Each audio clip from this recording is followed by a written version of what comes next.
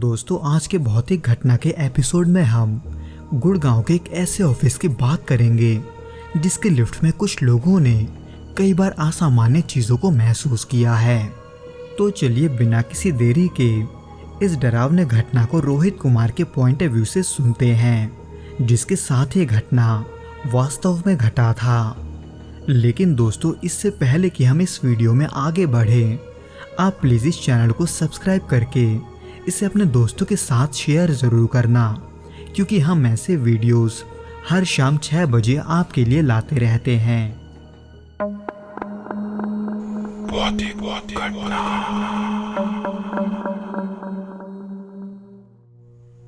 ये बात 2018 की है, जब मैं गुड़गांव के कॉर्पोरेट ऑफिस में काम करता था।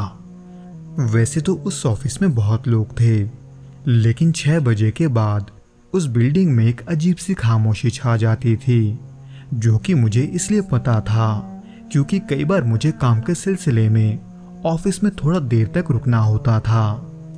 उस दिन भी मेरे साथ यही हुआ। जब सबके जाने के बाद मैं ऑफिस में अपना काम खत्म कर रहा था, जहाँ का नज़ारा और माहौल दिन के मुकाबले काफ़ी अलग था।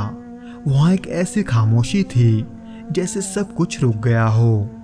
इसलिए वहाँ का माहौल जाना पहचाना होने के बाद भी वो मुझे बहुत अजीब लगता था। खास करके वहाँ का इकलौता लिफ्ट, जो कि दिन में तो सामान्य लगता था, लेकिन रात होते ही न जाने क्यों उसके अंदर का माहौल पूरी तरह से बदल जाता था।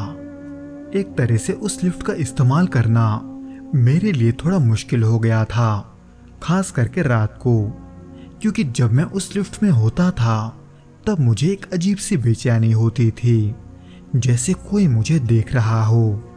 हालांकि उस रात के पहले मेरे साथ ऐसा कुछ नहीं हुआ जिससे मुझे वाकई में डर लगे, पर न जाने क्यों वो रात बाकी के रातों से अलग था। उस रात जब मेरा काम खत्म हुआ तब यही करीब 8 बज रहे थे, जिसके बाद मैंने अपना लैपटॉप बंद किया और अपना बैग उठाकर लिफ्ट की ओर जाने लगा। पर जब मैं एक पैसेज से होते हुए लिफ्ट की ओर जा रहा था, तभी अचानक से मुझे ठंडक का एहसास होने लगा, जो कि इसलिए अजीब था क्योंकि उस पैसेज में कहीं पर एसी नहीं था। इसलिए ये कैसी ठंडक है, ये सोचते हुए मैं बस चलता जा रहा था।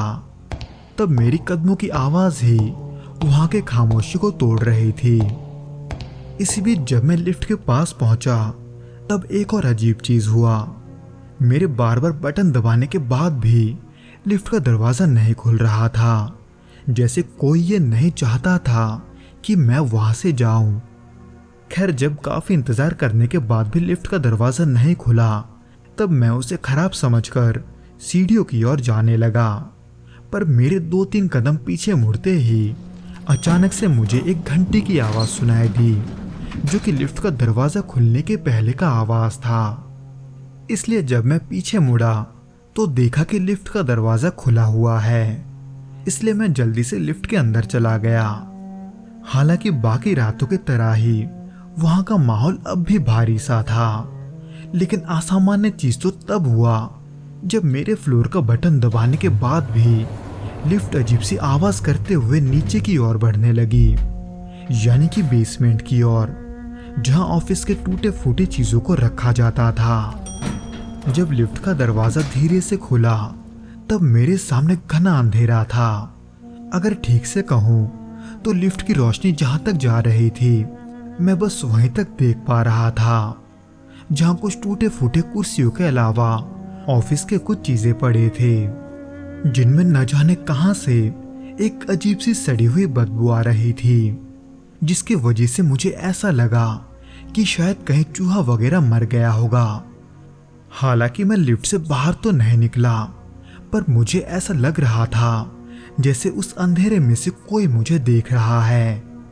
वैसे तो उस लिफ्ट के अचानक बेसमेंट में जाने से मैं पहले ही घबरा गया था, लेकिन मैं तब डरने लगा जब अचानक से मुझे उस अंधेरे में से एक अजीब सा आवाज़ आया।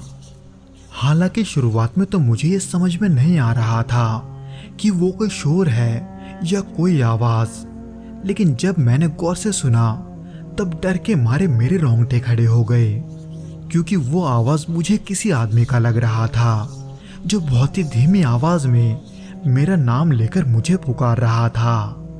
ये सुनते ही डर के मारे मेरे पैर थरथराने लगे थे, इसलिए जहां मैं एक तरफ लिफ्ट का बटन दबाने की कोशिश कर रहा था, वहीं दूसरी तरफ मैं अपनी नजर घुमाकर बेसमेंट की तरफ देख रहा था, क्योंकि उस अंधेरे से किसी के चलने की आवाज भी आने लगी थी। और उस आवाज को सुनकर ऐसा लग रहा था जैसे वो धीरे धीरे मेरे नजदीक आ रहा है। हालांकि लिफ्ट की रोशनी तक पहुंचते ही वो आवाज अचानक से बंद हो गया, जैसे कि वो रुक गया हो। पर इससे पहले कि मैं चैन की सांस ले पाता, तभी लिफ्ट के स्पीकर से एक भारी सांसों की आवाज आने लगी। हालांकि मैं तब से अभी तक लिफ्ट का बटन बार बार दबा रहा था, पर ना तो उसका दरवाजा बंद हो रहा था और ना ही वो ऊपर जा रहा था। उस समय डर के मारे मैं पसीने से तरबतर हो चुका था। ऐसा लग रहा था कि मैं वहीं फंसा रहूंगा। लेकिन तभी अचानक से लिफ्ट का दरवाजा बंद हो गया और वो अपने आप ऊपर जाने लगा। उस वक्त मैं इतना डरा हुआ था कि लिफ्ट के अंदर मुझे घुटन होने लगी थी। इसलिए जब मैं लिफ्ट से अपने फ्लोर पर बाहर आया, तब मैं ना सिर्फ डरा हुआ था, बल्कि मैं बुरे तरीके से हाँफ रहा था। मुझे ऐसे हालात में लिफ्ट से निकलता देखकर वहां का सिक्योरिटी गार्ड भी मेरे पास आ गया था। उस सिक्योरिटी गार्ड से ही मुझे कुछ दिनों के बाद ये पता चला कि कुछ साल पहले एक गार्ड की उस लिफ्ट के शाफ्ट में गिरकर मौत हो गई थी। तब से मेरे अलावा कई लोगों ने उस लिफ्ट को लेकर न जाने कितने ही शिकायतें की थी, पर किसी ने उस मामले को सीरियसली नहीं लिया। हालांकि उस रात के बाद भी मुझे देर रात तक ऑफिस में रुकना पड़ता था, लेकिन मैंने उस घटना के बाद से कभी भी रात को उस लिफ्ट का इस्तेमाल नहीं किया।